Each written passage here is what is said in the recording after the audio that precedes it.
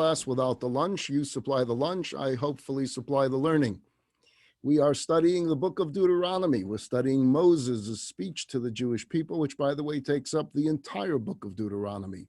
This is his final speech. It's his mission statement to all of us, to the Jewish people standing on the side of the Jordan River, ready for their entrance into the land of Israel, and for all Jews of all eternity, for all times to come, including our generation today. So Moses is talking to us, and we try to take it personally. We try to reflect on what Moses is trying to say to us. We've been talking about Moses' verse, V'ata Yisrael ma havaya lekecha shoyel mi'imach. What is it that God asks of you? He asks of you to be in awe of him. He asks of you to love him. We clearly see that Moses is focusing on the emotion first. He'll get into the idea of following God's commandments. But first, he wants to build the emotional connection that we have. And the more we focus on the blessings that we have in our lives, the more we will build the love, and the closer we will feel. The more frequent our conversations, the more, once again, we build that passionate connection, that emotional connection, that loving connection, and that sense of awe that we should have for God. What God is asking of us through Moses is that it be real, that there be a real relationship. Because Moses himself experienced something real, and he wants us to feel some of that, to take our Judaism seriously by internalizing it, making it part of our heart and our soul as well as our mind. I remember seeing an advertisement years ago in the Jewish Journal. It was an ad for Universal Studios, Hollywood Universal Studios. The first reaction was, that's odd. Why is Universal Studios advertising in the Jewish Journal? I understand they advertise in the LA Times. Well, why would the Universal Studios put an ad in a Jewish newspaper?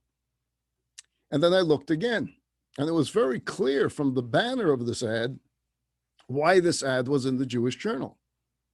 It said, 13 reasons to have a bar mitzvah at Universal Studios Hollywood. Now, the first rule that they teach you in marketing is that you need to have a line that catches people's attention. Well, whoever did that ad did a good job, because that got my attention. 13 reasons to have a bar mitzvah at Universal Studios. I didn't know there was a shul there. Did you? Did you know there was a synagogue in Universal Studios that does bar mitzvahs? Well, what could the 13 possible reasons be why we should have our child's bar mitzvah there? No offense to any of my audience that may have actually had their kids or their grandchild's bar mitzvah at Universal Studios. I hope it was good. I hope it was exciting. I hope it was fun. I hope it was memorable. So here are the 13 reasons of the ad. Number one, because it includes a private studio tour. That's right. You and your guests that come for the bar mitzvah can have a private tour of Universal Studios. Number two, the fun, because it's a lot of fun to have your bar mitzvah at Universal Studios. Number three, up-close celebrities. And it had a picture of Conan the Barbarian there. Good reason to have your bar mitzvah there. Conan will be there. He's got a big sword, protection. Number four was T-Rex size rides. Those were the big days of the dinosaur craze, and Universal Studios opened up some dinosaur rides. And so, look, we have the dinosaur ride. How could you not want to have your bar mitzvah with us? The next thing was that they have indoor seating for up to 1,000 people. I can't compete with that. That's pretty good. Number six was the private showing of Terminator 2, a 3D show. So you and your guests will get a private showing of some Terminator show. Not just that, but in 3D. You got to wear the glasses there. Number seven, excellent service. We provide excellent service. Number 8, exclusive park access. Number 9, fabulous food. Number 10, live entertainment. Number 11, thrilling attractions. Number 12, customized theme parties. And 13, it says, and finally, because it's your child. And then the bottom line of the ad, a bar mitzvah or bat mitzvah at Universal Studios Hollywood is one that they will remember forever, with more big entertainment under one roof than anywhere else, plus a wide range of fantasy settings you can customize to create a dream come true. Our special event department can handle every detail, from music to catering to live entertainment to decorations, featuring real movie sets and props. And the bottom clincher line, give your child the star treatment. Great ad. Great ad. I'm waiting for the ad for the bris. If you have a picture of Conan with the sword, you could do your bris at Universal Studios as well. And it was funny. I mean, I was entertained by this ad. I was actually looking and saying, how do I compete with this? My goodness, I don't know. Do we do a studio tour? Do I show them my office? I mean, what exactly can I possibly do to compete with having your bar mitzvah at Universal Studios for these dynamic 13 reasons why this is it? This is where your kids got to celebrate this milestone in life. It's pretty funny, but isn't it quite sad? An ad featuring 13 reasons for a bar mitzvah, and not a single mention of one Jewish practice. Not one of the 13 had anything to do with Judaism. Not one of the 13 had anything to do with God. His name didn't appear on the ad. Not one had anything to do with becoming a responsible member of the Jewish people. Not one mentioned anything about being a chosen people. Not one mentioned anything about the words bar mitzvah, meaning son, or bat mitzvah, daughter of mitzvah, of taking on responsibilities of mitzvot.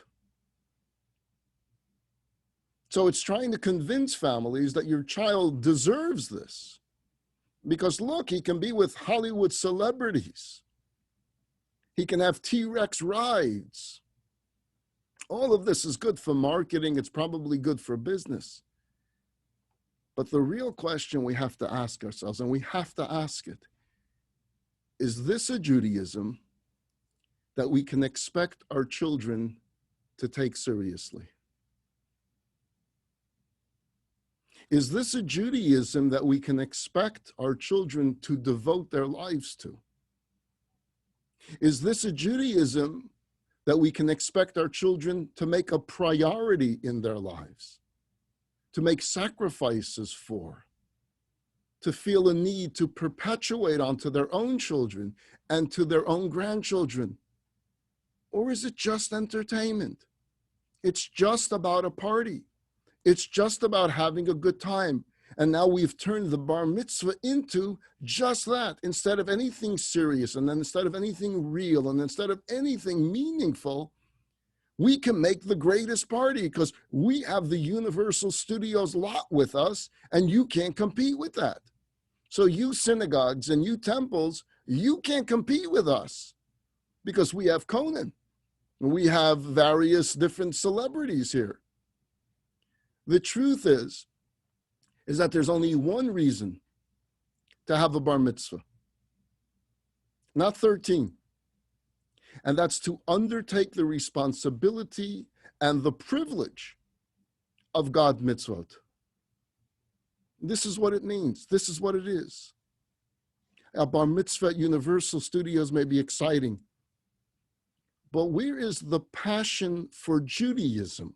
I get the joy and I get the celebration, I get the fun, but where's the passion that we're supposed to have for the religion itself, for the faith itself, for God, for Torah? Where's the focus on our heritage? I want to share a story with you. It took place around 35 years ago. I got a call from a woman. She had heard about Chabad, and she requested an appointment to speak to me about a problem. She had a daughter. Her daughter's name was Hope. Hope had converted to Christianity. She joined the church. She married someone that she met in the church. She became very active. She joined the choir. And no one has been able to talk to her daughter about Judaism or about coming back to Judaism. So I called Hope, and she refused to talk to me. She said, I have no interest. I know my mother called you, and I know what this is about, and I have no interest in talking to a rabbi. A few years later, I received a phone call. Rabbi Bryski, yeah? My name is Hope. I don't know if you remember me. I said, of course I do. With a name like that, how can I not remember? So she asked if we can get together and talk. And she added, is it okay if my husband comes along as well? I said, sure, absolutely. And so we met. See, what had happened was, unfortunately and tragically, Hope was diagnosed with cancer. And she spent many weeks in the hospital thinking about her life, thinking about the choices that she made. And suddenly, something began to feel wrong. Maybe I never gave Judaism a chance. And so she started reading a lot. And she started asking her minister some very tough questions. And then she remembered that a few years earlier, a rabbi from Chabad had called her. And so she found my number, and here we are, she says. So the first question I asked her after hearing her story was, where did it all start? Why did you join a church in the first place? What was the reason you went there? Why did you leave Judaism? Why did you run away from Judaism? And she told me. And anyone listening to me, you have to listen to her words, to what she says. She went to Hebrew school. And she asked many questions. She asked her teacher about God. She asked her teacher about heaven. She asked her teacher about the Messiah. Spiritual questions, words that she has heard from religion. So here she's in a quote unquote religious school, so she's raising her hand and she's asking questions about God and about heaven and about good and evil and about stories of the Bible and about the Messiah. And not only was she not answered, but she was ridiculed by her fellow students and even by her teacher. Yeah, they learned the alphabet. They learned how to read Hebrew. They learned Ivrit, how to speak modern Hebrew. They learned the Haftorah well, the tune of the Haftorah. But they didn't learn spirituality. They didn't learn about the true connection of a soul, of body and soul. So when she was 15 years old, a friend from public school mentioned that she goes to a religious class at a local church. And she invited her. Just come one time. Just come with me. We're friends. Just come with me. And so she went.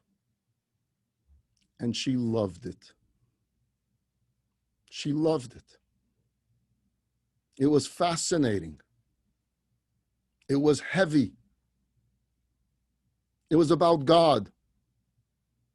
And yes, they spoke about heaven, and they spoke about a Messiah, and they spoke about prayer, and they spoke about talking directly to God. And these subjects weren't shoved under the rug. They weren't shunned. They weren't denied. And she decided that this is for her. This is where she feels something. So unbeknown to her parents, she started attending this weekly class for some time. And when she was old enough, she moved out of her home. She moved to Long Beach. She joined a church. She met someone there. She got married. And the rest is history. This is an innocent girl talking from her heart about her experiences. This is not someone that should be judged for doing something wrong. She simply followed her heart and soul and was listening to things that she wanted to hear from her own faith, but she wasn't hearing. And she was ridiculed for even bringing up the questions. We spent hours talking about Judaism, hours. And I said, yes, there is a God in Judaism.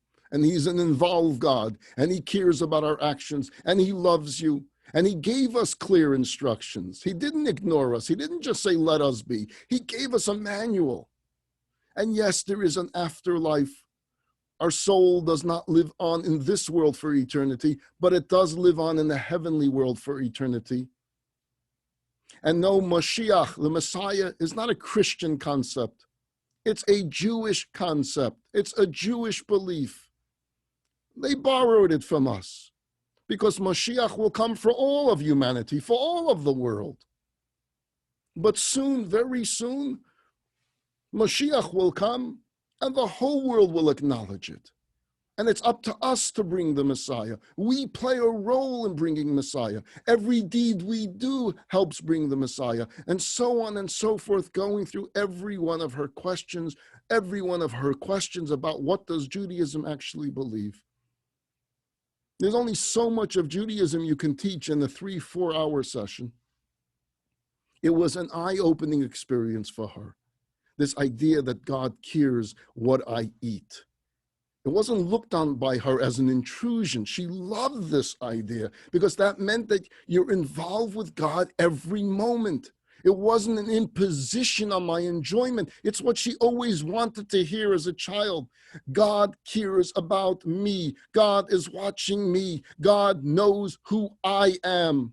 He's actively involved in my life. What I do matters. What I do is significant. This is what she loved about hearing from the Christian religion, but she wasn't hearing it from Judaism. We're too busy advertising Universal Studios, T-Rex rides. At the end of this long session, she says this question: is it too late for me to come back to my Jewish roots? And before I had a chance to say a word, her husband, who had been sitting there quietly the entire time, speaks up.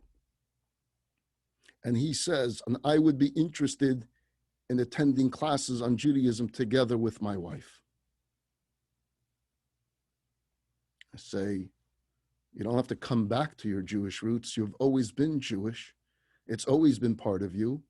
And to the husband, I say, that's so admirable of you. If you'd like to go to classes together with your wife and do this together as a team and study together as a team, it would be magnificent. They lived in Long Beach. So I said, Chabad has a network. I have a colleague that lives there. I'm sure he'll be glad to spend time with you. I'm sure there's classes at the Chabad Center, and I can arrange for private classes for you and your husband as well. And I set that up. And they began attending classes. And they started enjoying the study together. After 2-3 months after this appointment, The cancer returned, and Hope died a few weeks afterwards. I believe that Hope died a complete and holy Jew. Not one that needed atonement, not one that needed forgiveness. A pure soul that was lost in the darkness. We did this to her. She didn't do this to herself. She was left in the cold. And in her final moments of life, in her final weeks on this earth, she found her way back home. And she felt that warmth. And she experienced the real passion of Judaism. Look, I love Universal Studios very much as well. I've gone there numerous times. But I wouldn't describe it as the passion of Judaism. You see, when we remove the warmth and the true passion of Judaism, we take it out of Judaism, we take it away from Judaism, we don't make it more appealing, and certainly not more enduring. The notion that if we take away this mitzvah, we take away this ritual, what we're doing is we're making it more palatable, right? That's what we think. It'll sell better if we don't make it as difficult. That's what we hear. It's a fallacy. It doesn't work, because the more we strip away of its truth, the more we strip away of what it is always meant to be, the more we take away of its passion, the less appeal it has. I remember many years ago on Passover, I was friends with the president of one of the local temples, and I invited him to join us for our Passover Seder for the second night. After the holiday is over, he wrote me a very interesting letter. He thanked us for hosting him and his wife, and he told us how much he enjoyed the traditions and all the commentaries and the tasty food and the company of our other guests. And then he added this: what touched me the most, however, and what has remained with me ever since, and what has in fact motivated to have me make some changes in my own Jewish practice, that was when all the preparations for your Seder was going on.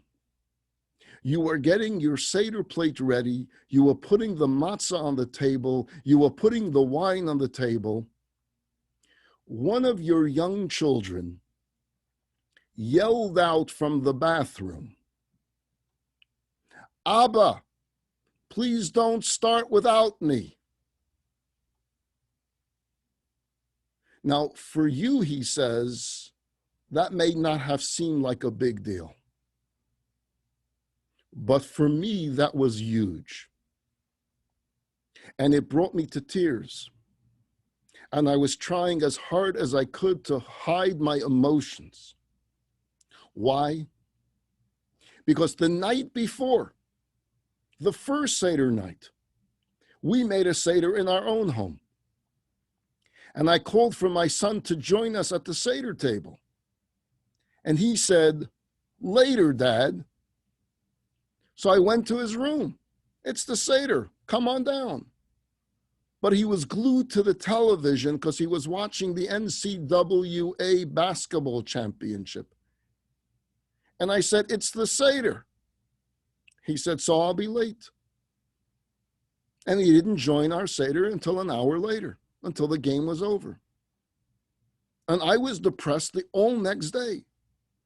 And then I come to your home and I hear your kid crying out, "Don't start without me." That was it for me. I knew that although I was extremely active in the Jewish world and I devote so much of my time to the temple and to the board, I have failed to bring the passion of Judaism, the excitement of Jewish practice, into my own home.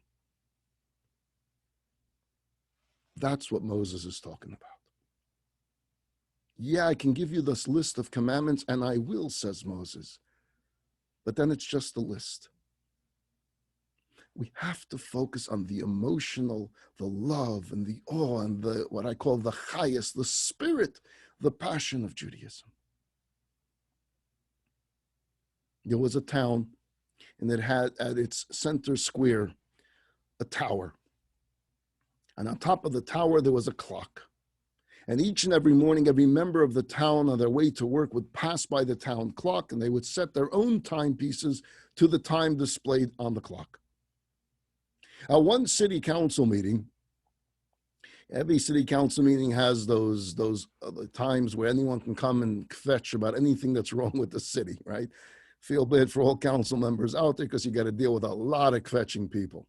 So at one council meeting, someone there says, it's not right that every day as we walk to our place of work, we pass the tower, and we have to strain our neck to look all the way up to the top of the tower to see the clock. I don't see why we don't move the clock to the bottom of the tower. That would make it so much easier. This way, as we pass by, we don't have to strain our necks. We just look straight and we see what time it is. None of the members of the council had any response. Why is the clock on the top of the tower? He's right. Why do we have to strain our necks? So they vote 5-0 to move the clock to the bottom. It was but a few weeks after that meeting that there was another emergency meeting of the city council. The clock was broken. The clock needed repair. How come the clock broke? You see, what had happened was, ever since the clock was brought to the bottom, when the passerby came to see the time, he looked at his own watch and he said, the clock must be wrong. And he moves the handles of the clock a few minutes to match his own watch. And the next one did exactly the same. You see, when the clock was on top of the tower, everyone set their timepieces to what the town clock said. But the moment the clock was within reach, instead of changing your watch, everyone kept on changing the town clock's time until it broke. Why do I tell you this silly story? There is a Torah, a Bible. It is God's instruction booklet for how we're to lead our lives. And it works best, it functions best when it's left in its original position and we strive to reach it. That's how it works best. If we take the clock, if we take the Torah and we bring it down and we start trying to fix it and change it and make it meet our lifestyle, everyone comes along and everyone makes a little adjustment. Let's just change this. Let's just delete this. Let's just take this out until the clock is broken. And then our kids and our grandchildren are not interested because it's a broken clock. Don't be fooled by those who tell you that the Torah is outdated, that it's ancient, that it's all made up by the rabbis, that it doesn't work, that it makes life unlivable. Let's move the clock down. Let's toy with it. Let's simplify it. Those who drag the Torah down, they're quitters. They don't believe in you. They don't believe that you would really want this, that you can do it, that you do desire it. You may not understand it well at first. You may not know how to do it. But instead of trying to inspire you to go up, let's bring the Torah down. You see, a leader stands up and encourages you to try. You may not be able to do it, but at least believe in yourself that you can if you really applied your effort to it. A leader inspires you to give it your best, to raise the level of observance. One who has confidence that you can do it. You see, to be a quitter is not difficult. It's not hard to throw in the towel. But Judaism is too sacred. It's too important to me and to you and to all of the world for us to be quitters. Let's leave the clock where it has always been. And let's strive to reach for it. And let's do so with passion, with vibrancy. A cold Judaism doesn't inspire. A diet Judaism doesn't sell, because it's not the real thing. You remember Premier Gorbachev. Before there was Putin, there was Gorbachev. And Gorbachev should be given a lot more credit, perhaps, than he has been given by history. He introduced glasnost and perestroika to the Soviet Union. He wanted to open things up. Some of you remember Brezhnev, Andropov. Things were pretty closed in the Soviet Union. You had no freedoms at all. And Gorbachev wanted there to be some element of freedom. And so he started with the glasnost and perestroika, which meant to open things up a little bit. And eventually that led to the collapse of the whole communist empire. Now, in Gorbachev's memoirs, he writes what led him down this path. When he first came to power, this wasn't his thought. He was a good communist. What changed? He said it was one simple question. One question. And that opened up his mind and his thinking. His question was, if communism is such a great system, why are so many people trying to leave our country? We don't let them leave, but why do they want to leave? If we really believe that communism is as great as we say it is, why is everyone trying to get out? Why aren't people happy here? Why is there so much hunger? Why are they waiting online for milk and for bread? Maybe, just maybe, let's entertain the thought that Karl Marx was wrong, that Stalin and Lenin and Brezhnev were wrong, that it doesn't work. And that was the seed. That question was the seed that led to all the great changes. Judaism without the passion, without the fervor, without the excitement, without the traditions, it doesn't work. And so when we say, why are so many of our people leaving the faith? They're not leaving the faith. They're leaving an artificial faith that they've just simply never been taught. It's up to us to reintroduce it, one mitzvah at a time, one verse of Torah at a time, one class at a time, one Jew at a time. Our children need to see a Judaism in their home that's alive, with some depth, with some honesty, with some deed. It's okay to say, my dear child, we're not doing all of that yet. We're not there yet. We weren't raised with that, but we're learning, we're experiencing, we're trying. See, what I'm saying is not about becoming orthodox or becoming religious. Religion is what God can do for you. Judaism is what you can do for God. What you can do for your family, what you can do for your neighbor, what you can do for a total stranger. It's about us living in this world, doing what we can. Other religions are all about how to get to heaven. How do we get to heaven? How do we get to heaven? We are in no rush to get to heaven. We got a lot of work to do right here, and we should all be blessed with very long lives. Our heavenly abode should be postponed for 120 years. Eventually we'll get there, but not yet. We got work to do here. And everything that we do here should be done with that element of passion, of a passionate relationship of love and awe for the Almighty and for His Torah. I'm sure you remember, I don't remember if it was 15 years ago, maybe more, maybe less, the commotion that went on about this movie that Mel Gibson made called The Passion. It was such a tumult. Some Christians were happy, some Christians were angry, Jews were angry because he depicted perhaps that the Jews were responsible. It was all over the news, right? And Mel Gibson himself always somehow is in the news.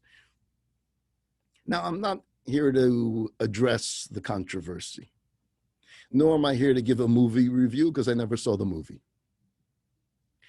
But from the very beginning of the film controversy, I was perplexed by one thing. And that was the name of the film. They called it The Passion.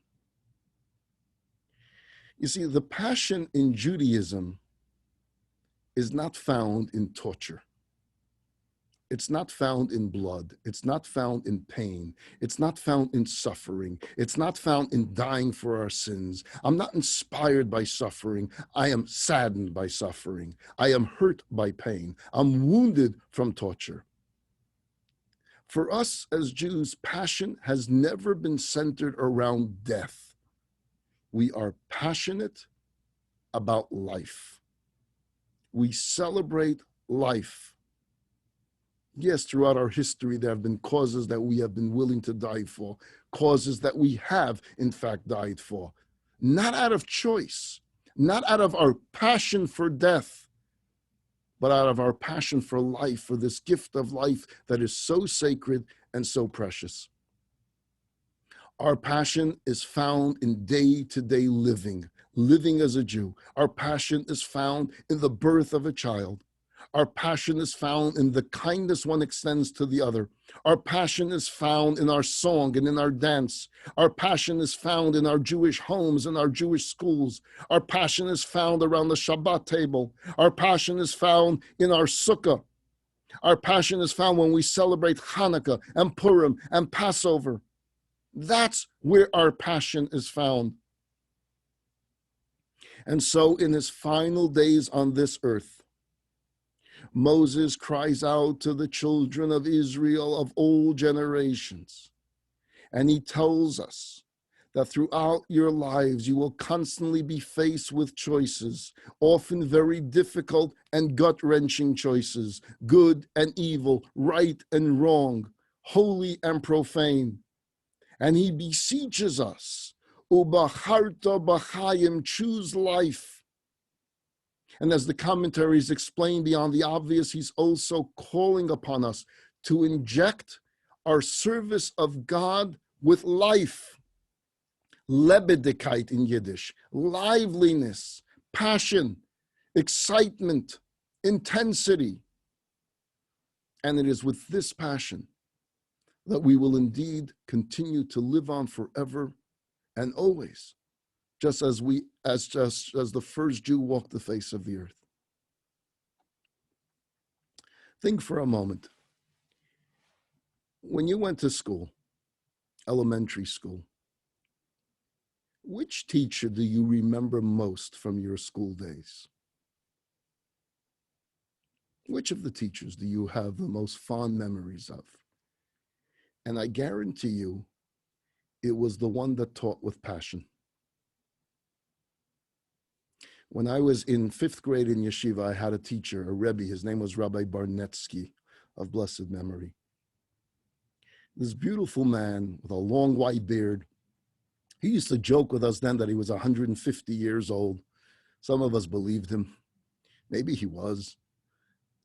He was the teacher that introduced me to the study of Talmud. 5th grade was when we started studying the Talmud. In 4th grade, we started the Mishnah, and in 5th grade, the Talmud.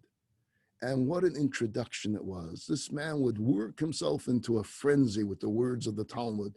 Eila mitzi yeshaloi, eila chayav lahachris. He would literally sing and dance the words of the Talmud. And then he would explain it, and he would be so animated. He would be singing and yelling and swinging his arms. I remember this, such vivid color from 5th grade. And when it was your turn to read from the Talmud, he didn't just correct your actual reading, but your spirit. He wanted you to feel that spirit. No, sing it more lively, Moshe. Mean it, feel it, live it. And if when you were reading, you were struggling with it, he didn't put you down. He encouraged you. We can do better, Moshe. Try it again. Try it again. See, when you convey things with passion, your students never forget it.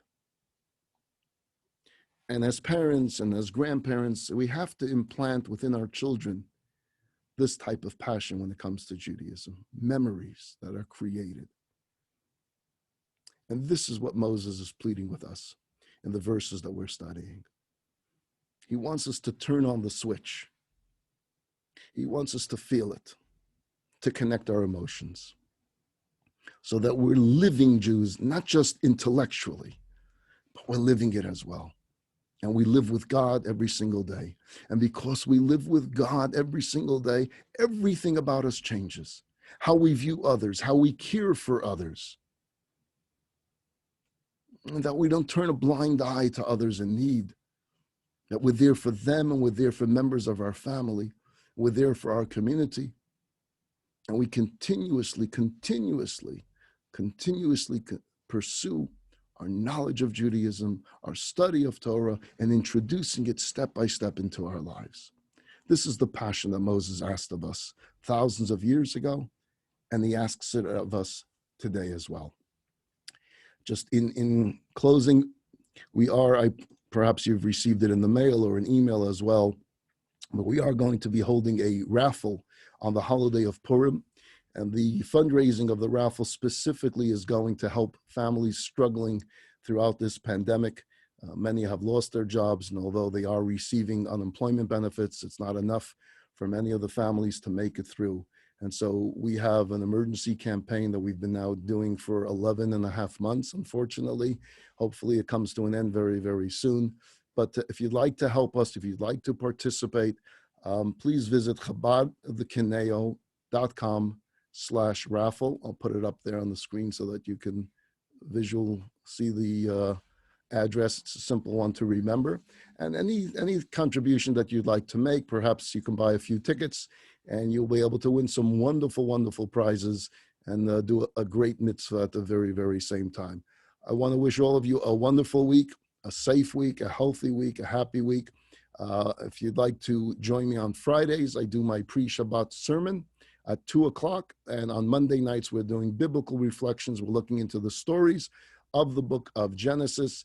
To get any Zoom link, if you're ever stuck and you don't remember the link, you don't know where you put it, here's the simple thing to do. You visit jewishacademy.com/weekly.